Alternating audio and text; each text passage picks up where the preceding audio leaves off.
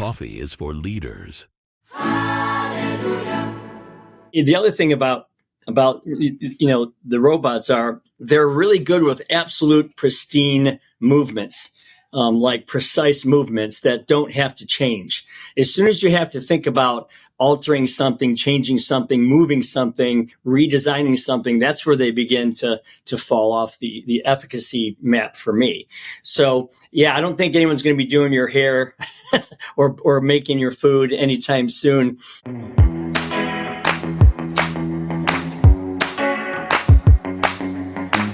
Welcome to the CEO.com show. I'm with Ken Rusk, who is a best-selling author, entrepreneur, and motivational speaker who defied odds by achieving the Wall Street Journal bestseller status with his book, Blue Collar Cash. Very excited to have you here, Ken. You also host a podcast called Comfort, Peace, and Freedom, where you impart wisdom on personal and professional fulfillment. And you have a course, The Path to a Successful Life. I believe all of this can be found because I was on your website earlier today at kenrusk.com. Everyone should check that out. Ken, welcome. Thanks, Clint. Thanks for having me. I appreciate it. How did you get started in all of this? Man, your story is fascinating.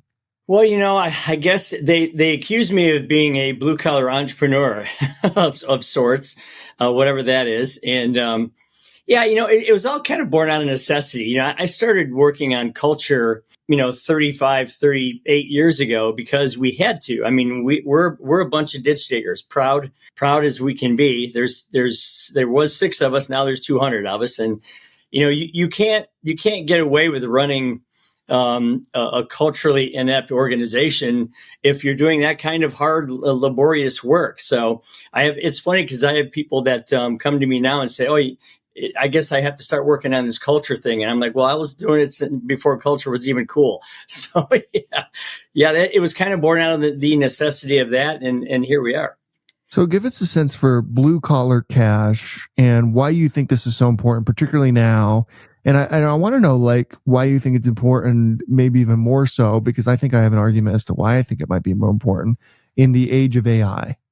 Well, taking the first part of it, I'm a big believer in supply and demand, no matter what it is. And I just couldn't believe that, back in the 80s, we started getting rid of shop class in our high schools and replacing those rooms with computers, which is fine. But why did we have to choose one or the other? Why couldn't we have had both? Because that's literally where millions of kids across the country accidentally discovered how cool it was to be a carpenter, a plumber, an electrician, a welder, someone who did hair or nails, or a baker or whatever. And so you had that kind of black hole of missing people that were, that used to just feed into the system. And then you have these kids that now, instead of going out and building tree forts with, a hammer and nails and some plywood they found, they're building Minecraft on their cell phones, which isn't the same thing, as you know. It's just not the same experience. So if you pair those couple things up with the fact that colleges got really good at shaming parents to this day, that if you don't take your kid through college, they'll be a loser and they'll never amount to anything, which has literally never been true. And it's certainly not true now. It's more untrue now than it's ever been.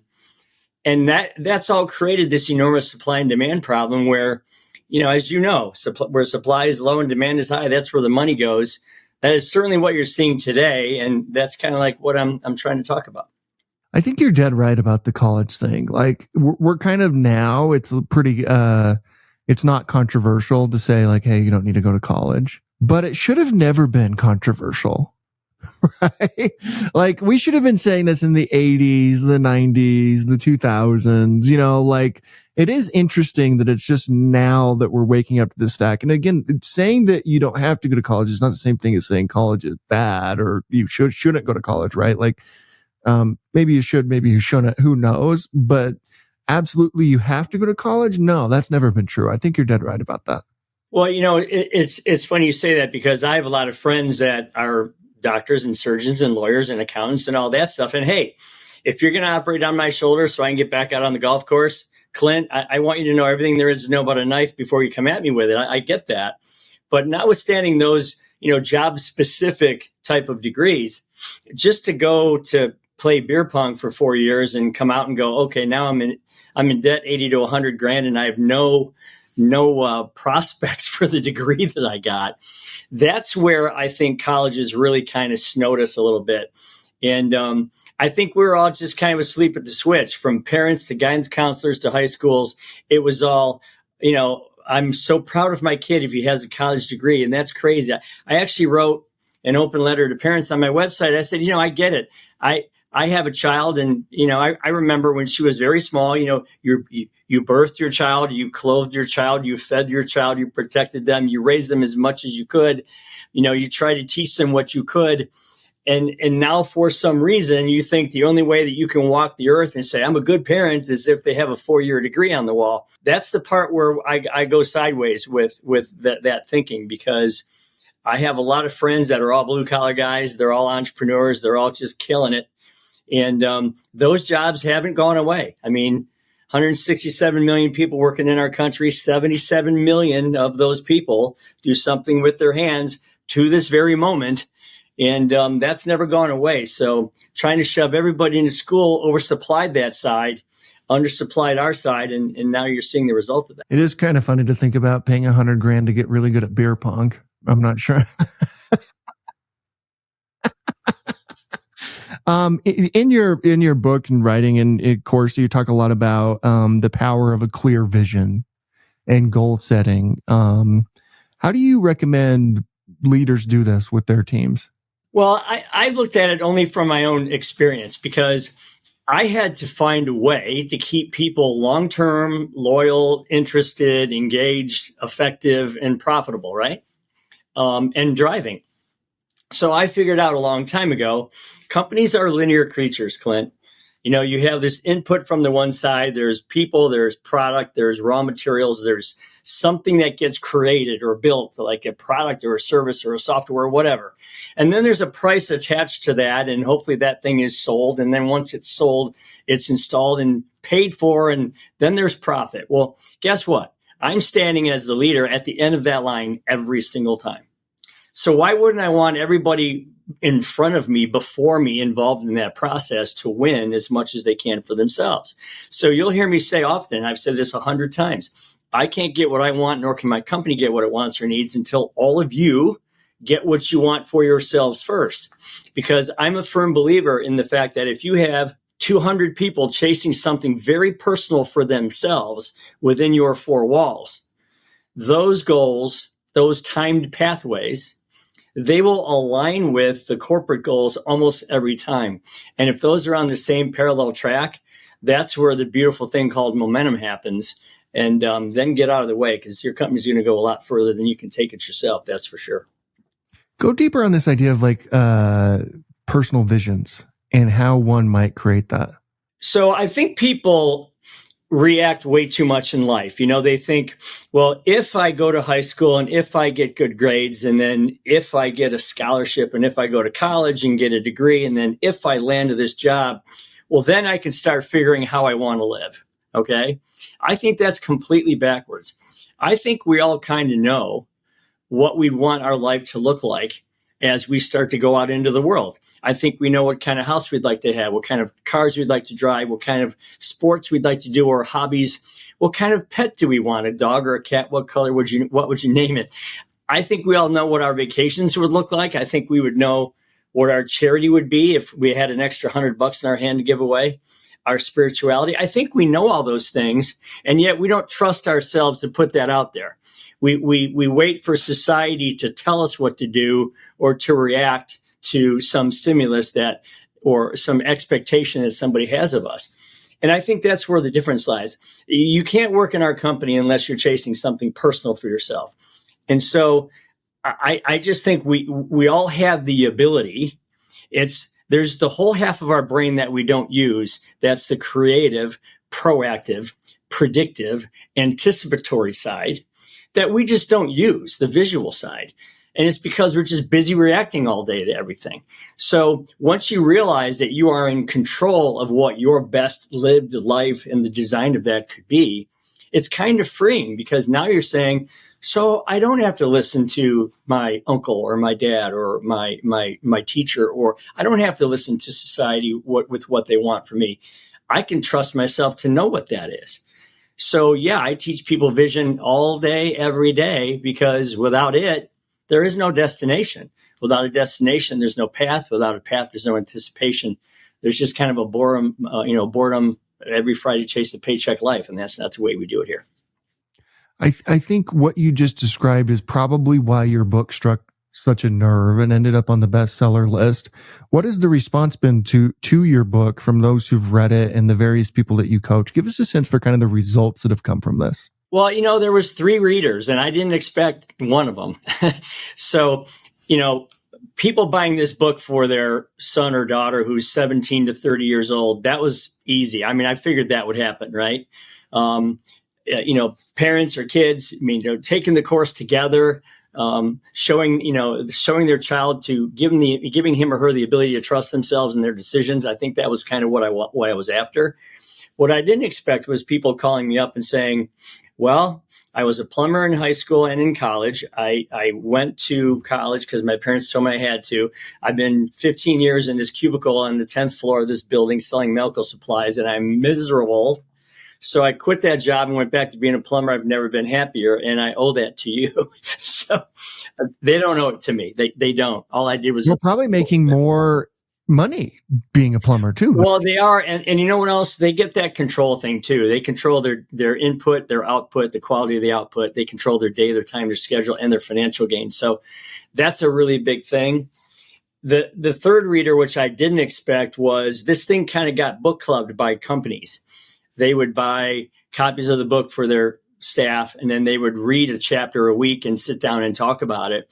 Because the ultimate goal, in my mind, if you're an entrepreneur, is to have as many entrepreneurial people around you who can create divisions and run them like themselves, like they're their own companies, and then help you drive the business. So that was a reader that I didn't expect, but it's been a welcome one, that's for sure. How do you instill this idea of like lifelong learning? Because again, we just said like, hey, college is not a necessary path.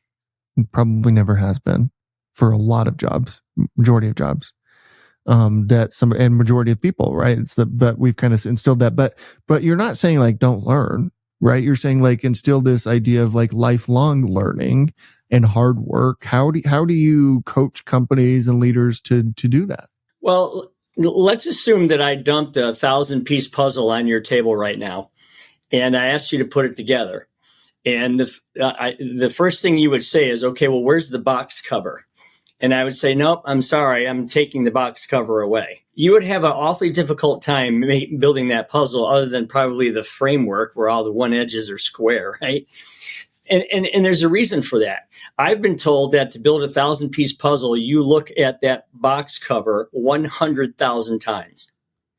If you think about that, okay, that is really something when you talk about building a simple puzzle. So the lifelong learning for me is, what is your life going to look like? What pieces and parts of the puzzle are there? What does the picture look like that you're starting with? And how do we go after that and get it? Because, everybody has their own vision or version of what their comfort, peace, and freedom is, or what their best lived life can be. And some people are going to chase mega yachts and mansions and 15 cars and that kind of thing. Other people are going to say, you know what? Put me in a nice house and out in the country, get me a couple of cars, get me a couple acres of land, let me have my dogs, and let me take my four-wheeler and run it around and raise a family and have a nice, comfortable, quiet life. Everybody has their thing. You just have to give them the space and time and the trust to draw that thing out and then let them go after it. So for me, the lifelong learning is, how sophisticated is the puzzle box? Based on the life you want for yourself, and then how do you go about getting those small pieces and parts one at a time? Because that's truly the progression of life, and that's I think where the spice comes, when you can anticipate many things happening for you at the same time.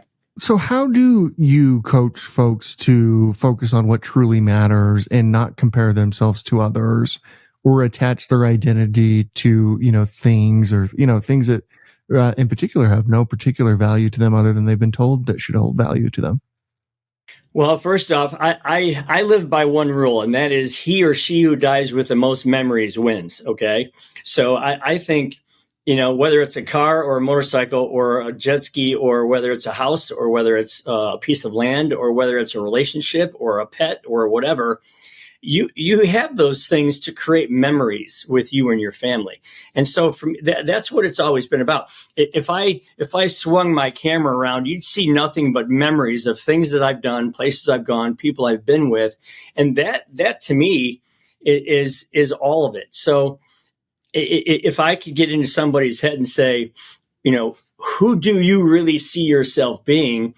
And if you could look back on that and say, wow, I lived my life like this, you probably beat 99% of the people out there in the general population. So I just talk about, let's not worry about the particular things that you acquire, but the friends, family, and the memories you acquire them with.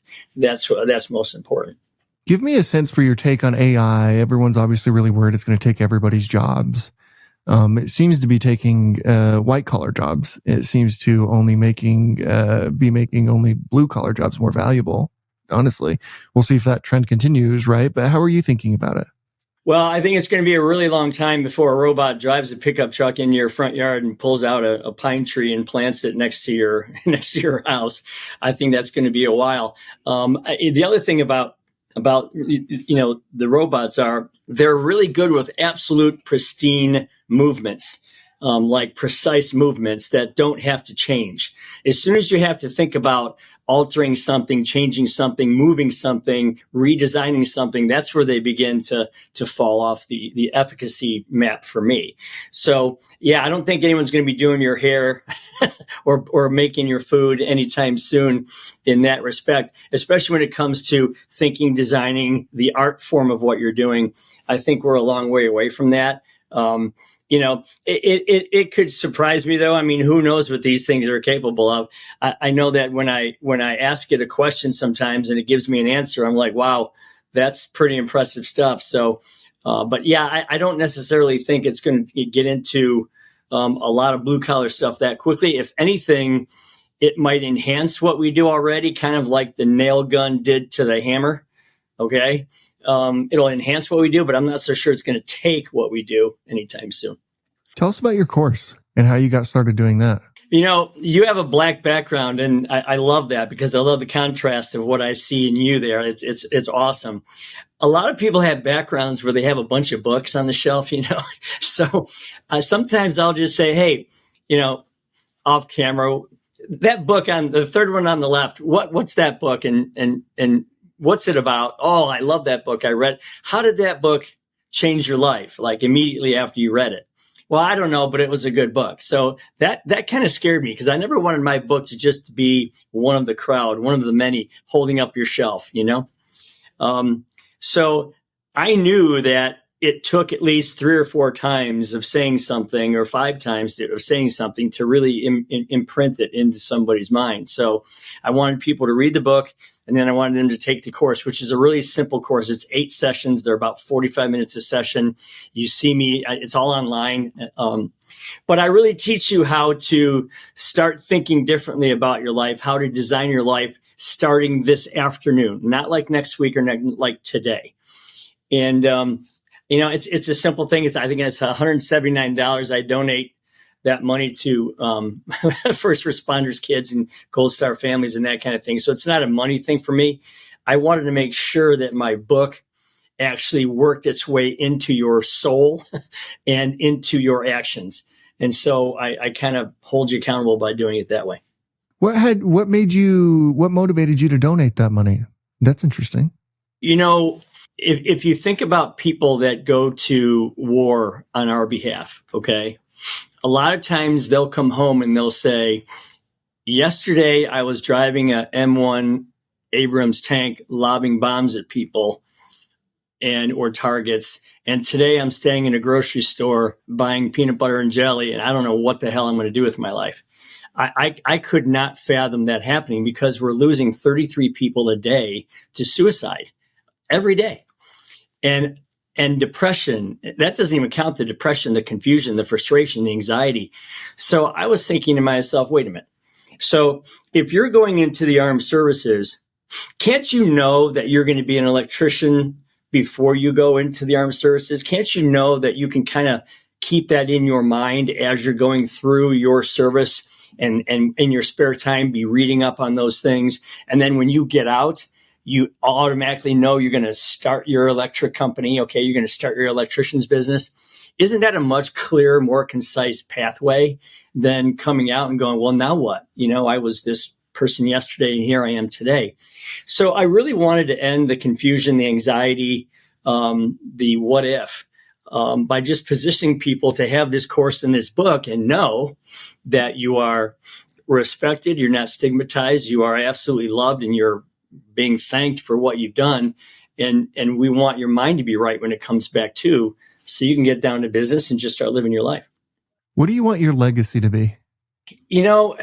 I think what happens is you hear all these things. The harder you work, the luckier you get, or luck is labor under correct knowledge. And you hear all these things, but I do believe that if you work very, very hard and you are aware, you just keep yourself aware of the opportunities around you and you live a life of chasing or anticipating things. I think when you start to have that happen, you're very grateful and very blessed. I've gotten almost everything I've ever wanted and worked for it, but I feel very grateful, very blessed. And I also feel like it's incumbent upon me now to help shorten the learning curve of the next entrepreneur that's coming down the line, because I wish people would have told me a couple of things, right? And if I can shorten that learning curve for others, that's really cool. So my legacy would probably be, he had a blast, he lived great, but he also cared a hell of a lot about other people and their successes as well. Finally, we end every interview with the same question, and that is at CEO.com. We believe the chances one gives is just as important as the chances one takes. When you hear that, who gave you a chance to get you to where you are today? Two people. My father, who was a Marine, and I would call him the imperfect perfectionist because he held me to account on those white walls and those shiny shoes and those wire wheels and waxing the car. He held me to account on the straight lines on the lawn and all that. And also my first boss, who lived a life like Mick Jagger and had no problem telling us all about how to live life in a really, really great way. So those two people combined created a pretty cool but disciplined, but living life big kind of persona in me. And I love them both for it. And I'll never thank them enough. That's incredible. Ken, thank you so much for coming on. Really, what an honor to have you. I highly encourage, like I said, I spent a little bit of time this morning on your website. Highly recommend people go there, check out the course, check out the books. It's Ken Rusk book. Sorry. It's kenrusk.com. Make sure you check that out. Ken, thank you so much. Thanks, Clint. Appreciate you having me. Appreciate it.